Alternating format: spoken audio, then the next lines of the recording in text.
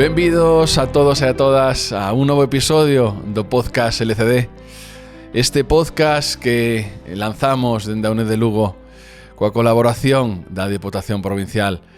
Hoxe chegamos ao noso capítulo número 22 e facémolo cunha persoa da ciencia da saúde como é Pedro Raimundo, neurocirurxán do Hospital Universitario Lucas Augusti. Benvido, Pedro.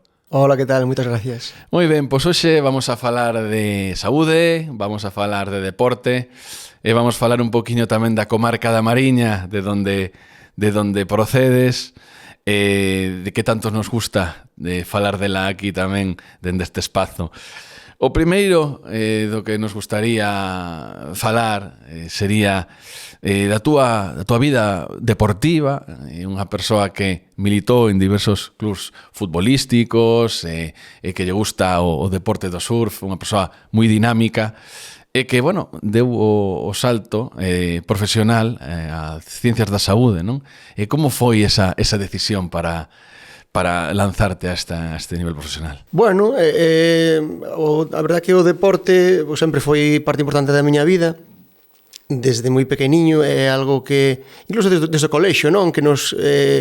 Que si a verdade que pois seguramente o colexio que fun que tiña pois erros relativamente importantes, pero eso realmente é unha bondade importante que tiñan a formación, a educación deportiva, e que algo que facían relativamente ben incluso, é que desde moi pequeno, pois que cos meus amigos pois esa querencia, ese gusto polo deporte pois xa xurdiu, non?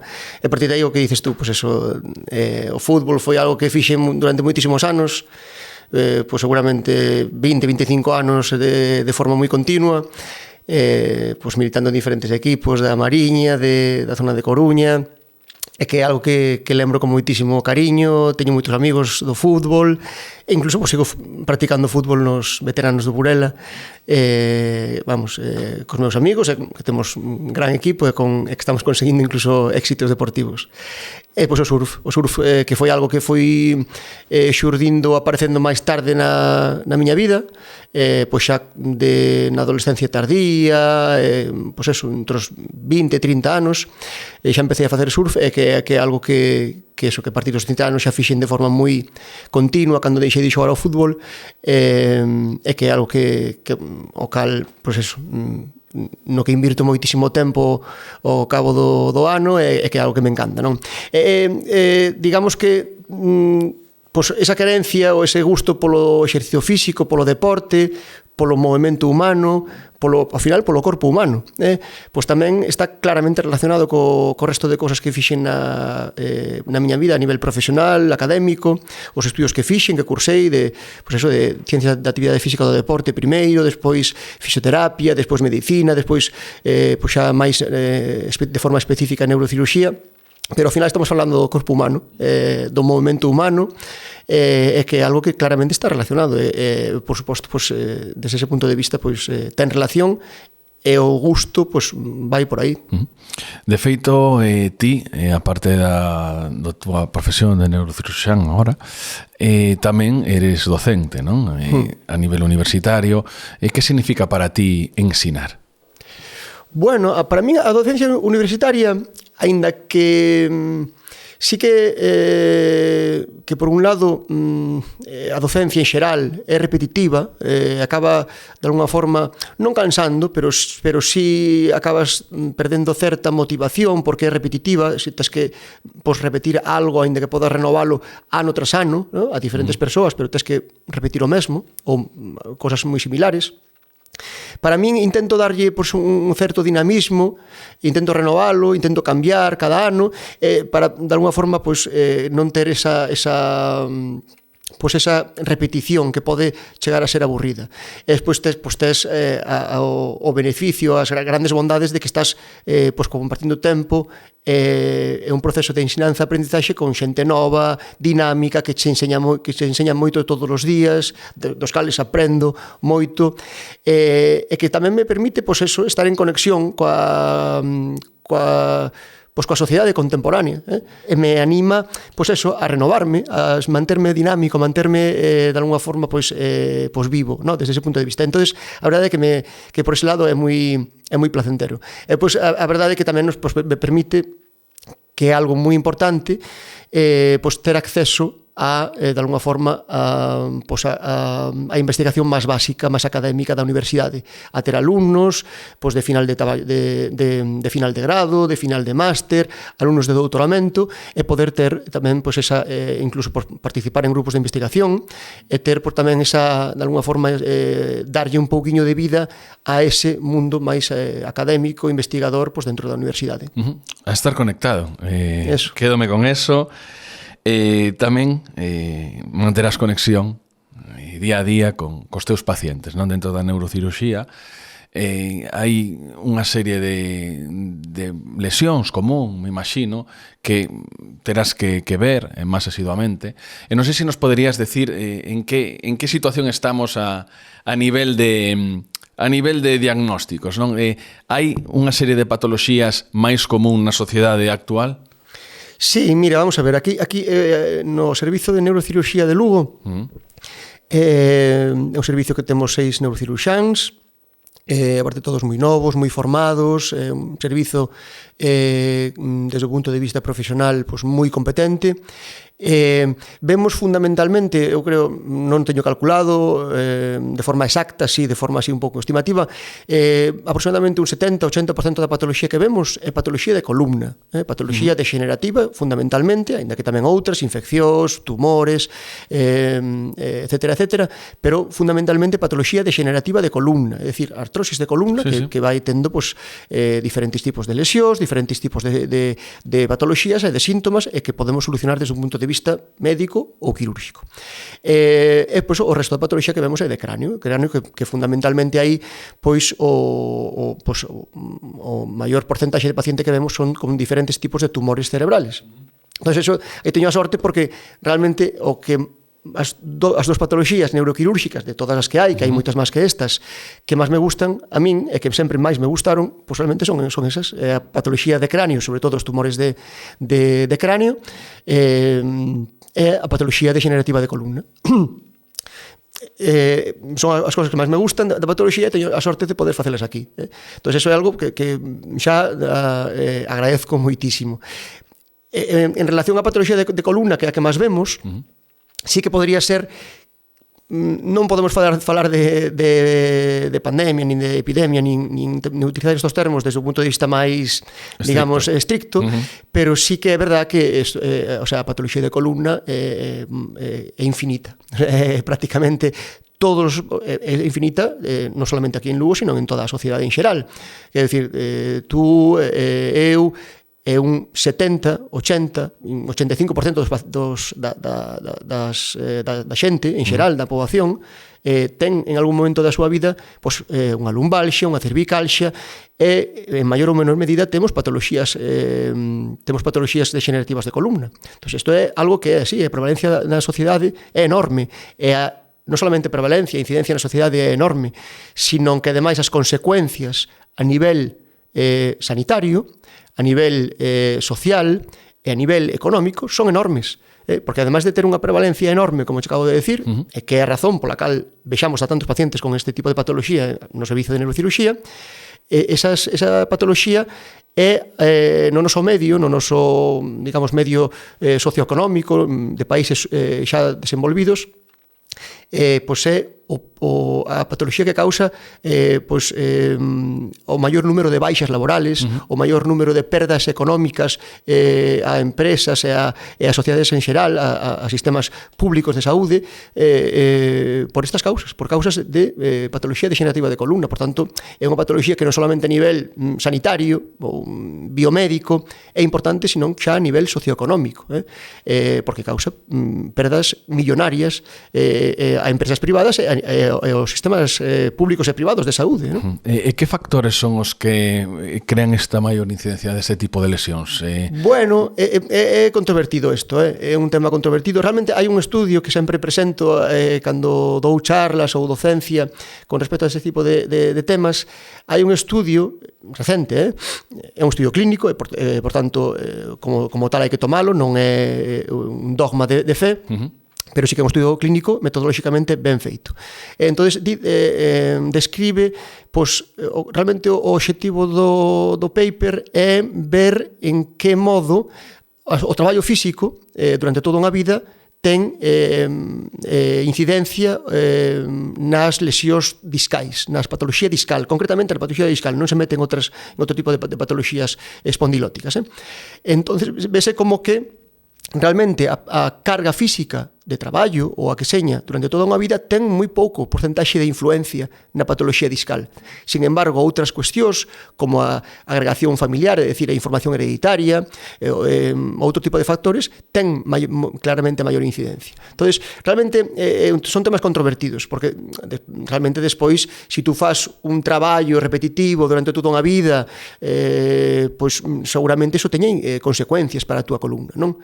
Pero realmente o non facelo ou ter unha vida sedentaria seguramente non sería mellor que haber feito ese traballo. Por tanto, é un tema controvertido.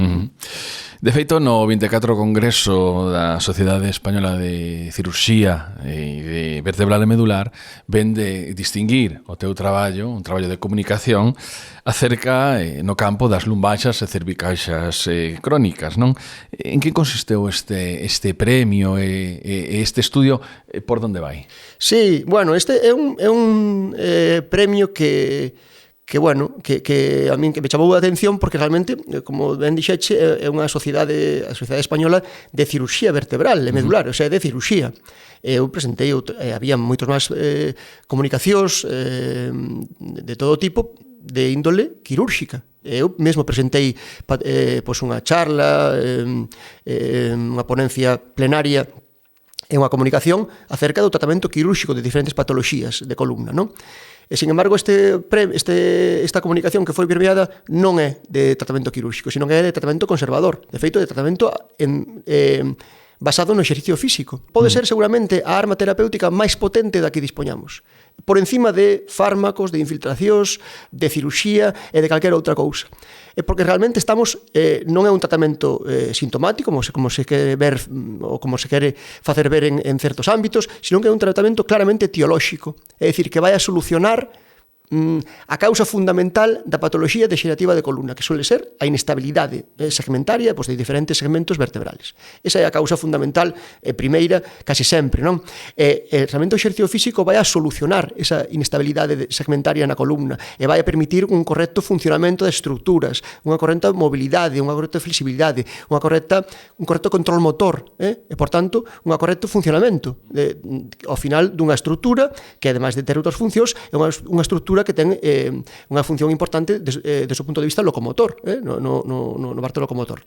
Por tanto, o exercicio físico é unha arma terapéutica potentísima que ten gran evidencia na literatura científica e que, sin embargo, non o estamos utilizando de forma correcta.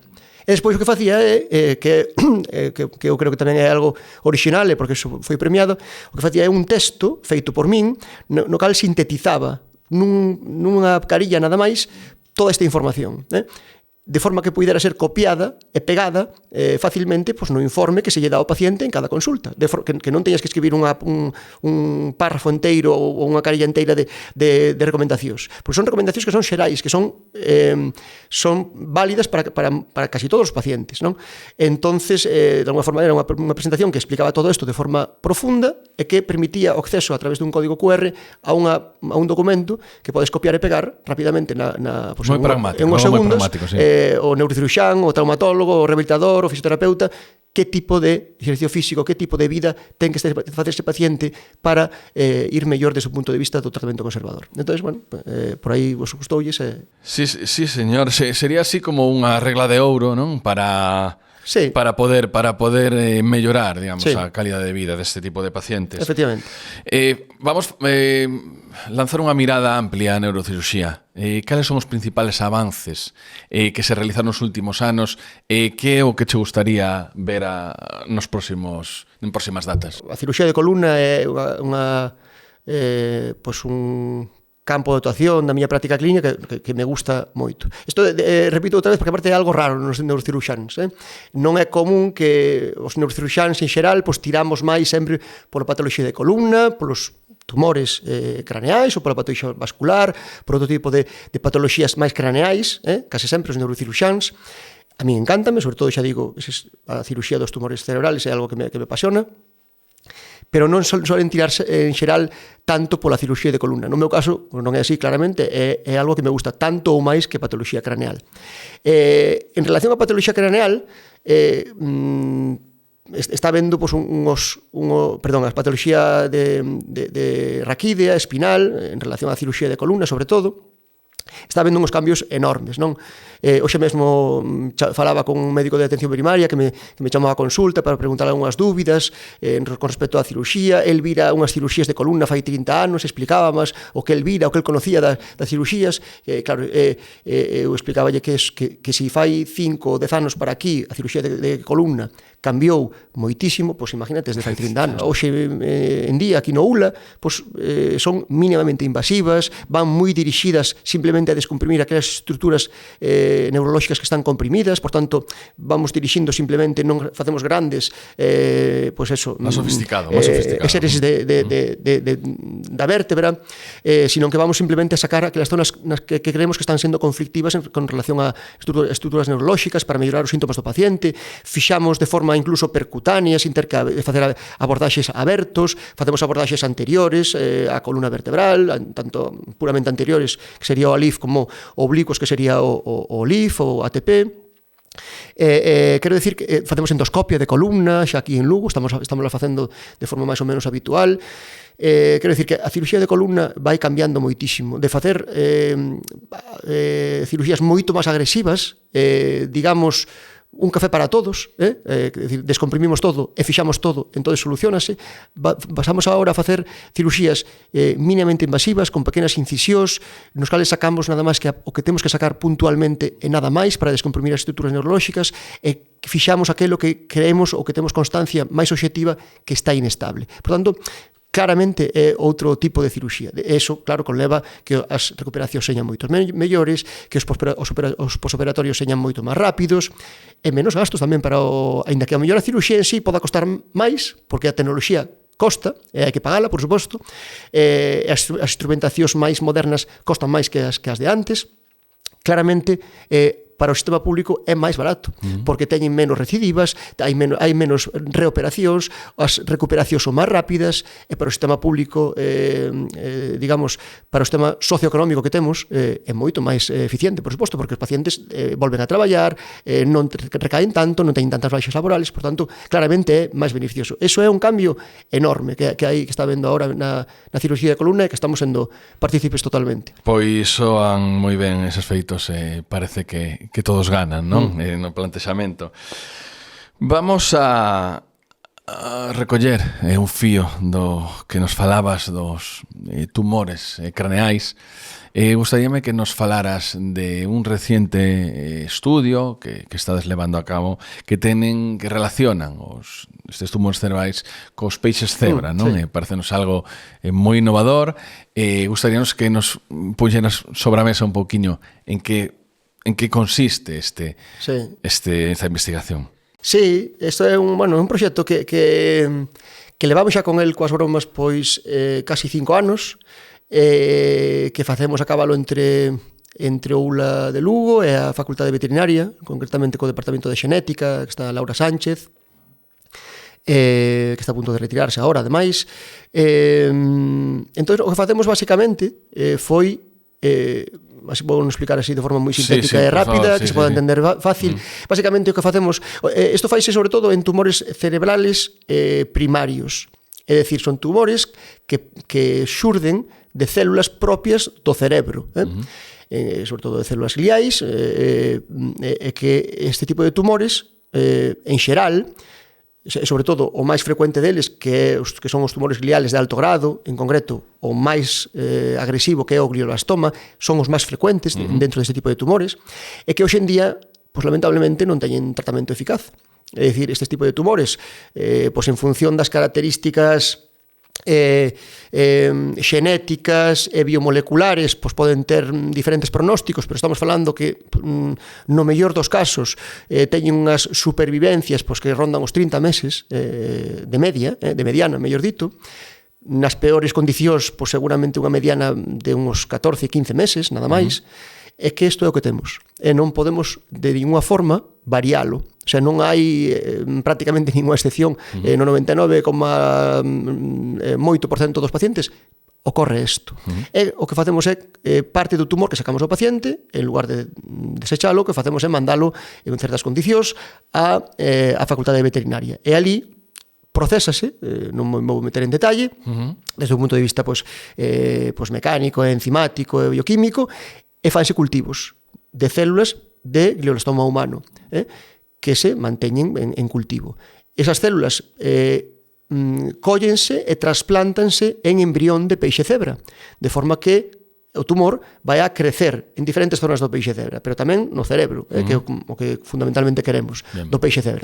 E a partir de aí, claro, temos un modelo in vivo de glioblastoma humano, o cal nos permite en un organismo probar diferentes tipos de terapias. A nosa intención é probar, sobre todo, quimioterapias e inmunoterapias en este tipo de tumores.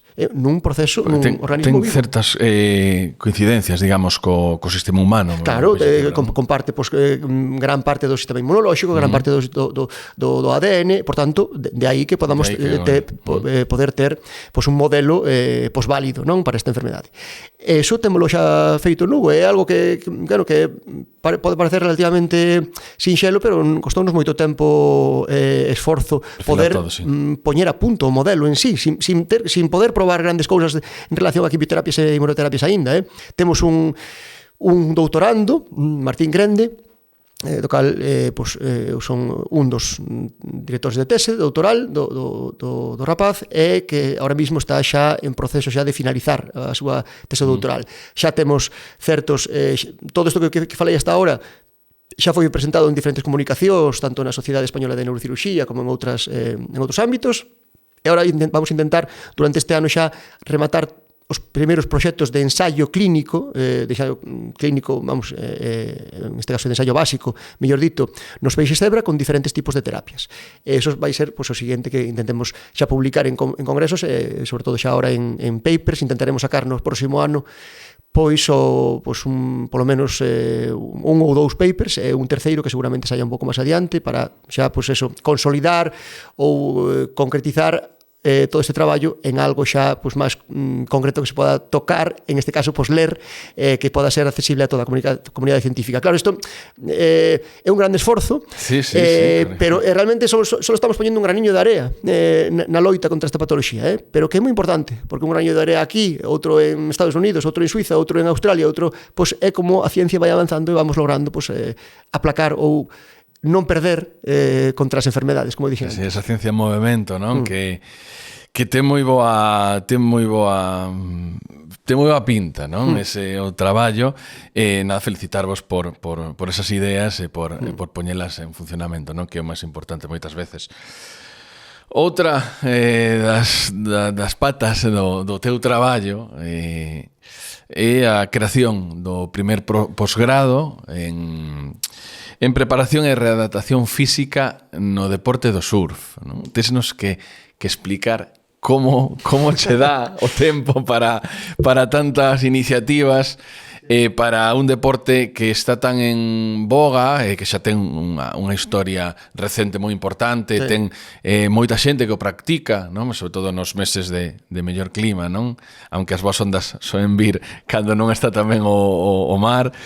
Gustaría que nos falaras un pouquiño de como esta iniciativa, como foi recibida, como está agora mesmo en funcionamento. O surf é complexo, non? Porque non se pode definir como algo, nin como todo, nin como algo en concreto. Quer dicir, o surf pode ser un deporte, pode ser un exercicio físico ao aire libre, pode ser unha forma de vida, un estilo de vida, pode ser, sí, e seguramente si defendemos solamente unha, vayamos a estar equivocados, porque seguramente seña todas esas. Esa seña a verdade. Pero desde o punto de vista deportivo, sendo o surf xa un deporte olímpico, desde xa fai uns cuantos anos, claramente está pois eso, moi verde a nivel desde o punto de vista científico deportivo, desde o punto de vista pois do coñecemento que hai científico en relación pois coa súa preparación física, incluso coa súa preparación atrévome a decir técnico-táctica, e tamén coa readaptación e rehabilitación e tratamento das lesións e das enfermedades do surf. Entón, aí xurdeu a idea. A primeira das promocións, isto, claro, tamén o digo moi rápido, pero detrás hai, non te podes imaginar cantas horas para e sobre todo na universidade pública, eso hai que dicilo. Isto é unha cousa que realmente bota para atrás facer cousas, porque é o papeleo, os pasos burocráticos que hai que facer, é algo que é unha carga que é importante, que teñen que facer ademais os directores do posgrado. Entón, é algo que tira para atrás, e que se o chego a saber cando estaba facendo, despois de facelo, pois antes o vera o pensado. Entón, puxémonos a planificalo, a organizalo, e finalmente pois saliu adiante. A primeira promoción tuvo un éxito enorme, pero enorme, o sea, tuvemos 30 e pico inscritos, estiveron encantados, saliu unha gran promoción. E agora estamos tendo máis problemas. O mundo do surf tamén é un mundo máis pequeno. Sí. Hoxe en día as formacións, que che vou decir a ti, presenciais, que requiran un contacto físico continuo, non están tendo grande éxito. Entón, estamos vendo a maneira ahora de darlle unha volta agora, facelo pois menos presencial, máis directo, con profesores, con menos profesores, pero digamos a élite dos que tiñamos programados, e tamén con isto pois intentar limitar un pouquiño a cuantía da inscripción, e que por tanto que podamos acceder a ese número mínimo de alumnos de forma máis doada, non? Que é o problema que estamos tendo agora. Pero, bueno, eu creo que ten boa pinta, e que en próximos anos pois, as próximas edicións que sí que se poderán sacar adiante con éxito. Sí, señor, é unha gran iniciativa. Claro que vai salir unha vez que se axusten. Eu digo xo por experiencia que se algo levo máis década e media, non? Na organización de todo tipo de eventos e de formacións, é algo que naceu relativamente fai pouco tempo. Unha vez que se axuste, eso, con esa amplia bagaxe de profesionais, vai a calar seguro, e vai a ser unha semilla preciosa, non? Pedro, unha experiencia da túa dilatada carreira profesional que te puidera marcar e que poidas compartir con nós, claro. Realmente si teño que decir algunha que realmente que cando penso nela sigo lembrando as sensacións corporais, incluso mentais, as emocións que sentía, foi o traballo en cooperación, non? Que sí que pois nun momento da miña vida, cando pois estaba traballando tamén ao mesmo tempo, estaba estudiando ao mesmo tempo, sí que podía ter a liberdade, non tiña 2 fillos, non tiña tantas responsabilidades, sí que podía dispoñer pois de certos períodos no ano para poder irme, pois eso, 3 semanas, un mes e medio, a países, pois, sobre todo en África, pois, Guinea-Bissau, estuve en Etiopía, estuve en Camerún, estuve en pois, fundamentalmente esos, despois en Centroamérica, pois, sobre todo en Guatemala, non?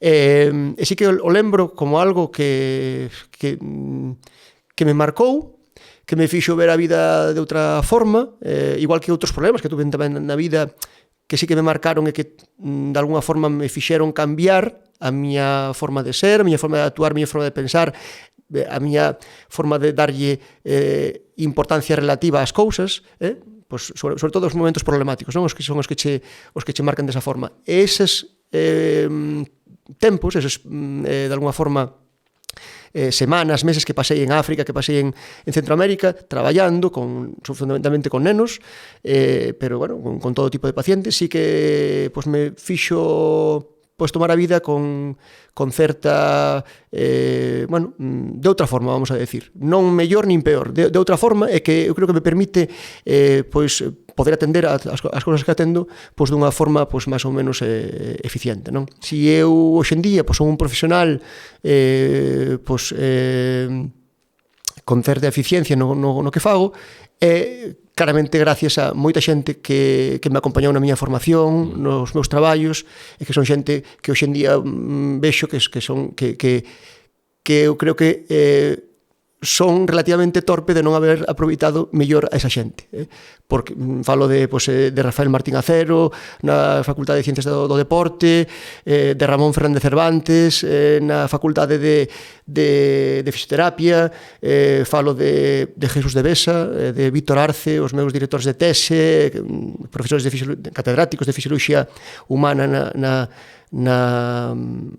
Facultade de Santiago de Compostela de Medicina, e despois así como experiencia profesional moi puntual, pero que é algo que de alguna forma me emocionou totalmente. Fai pouco, además é un paciente de Foz, non vou dicir por suposto ningún tipo de nome, nin de... O sea, dicía que non tiña nada de dolor nas pernas, nada de dolor na columna, que a vida lle cambiara totalmente e choraba, pero choraba literalmente.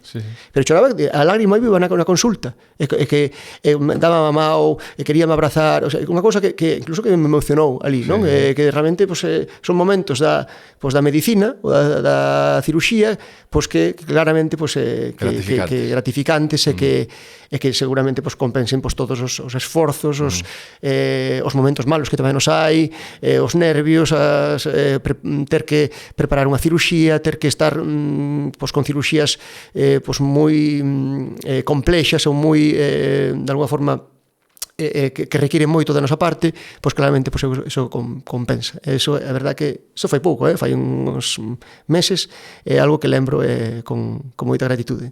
Pois grazas por compartir eses momentos que a xente non chega a eles, non, estas informacións, non, e as persoas que tedes esa responsabilidade de poder axudar e poñerse amiguiña na vida da xente para poder mellorar o día a día, que todo o mundo sabe as loitas que ten día a día, non? E non se fan públicas, pero grazas por compartilo para humanizar tamén a xente que ten tanta responsabilidade. Quero finalizar, hoxe estamos, hai uns días, pasou o Día Mundial dos Océanos, hai un ano estiven coa miña compañeira directora da Universidade, Ana Traseira, na Praia das Catedrais, ese mar que nos gusta tanto a ambos. Estivemos con Toni Bat, oceanógrafo e activista medioambiental, e el decíanos que debíamos cuidar os mares porque el quería facer surf, non? O surf é o sentido da súa vida e por eso el loitaba, non? Tú eres unha persona que te apaixona ao mar e eres un apaixonado do surf. Que é o surf para ti?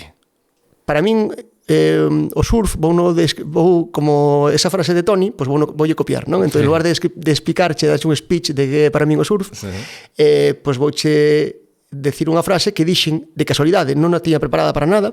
Fai uns meses fun a dar unhas clases nun máster de rendimento en surf.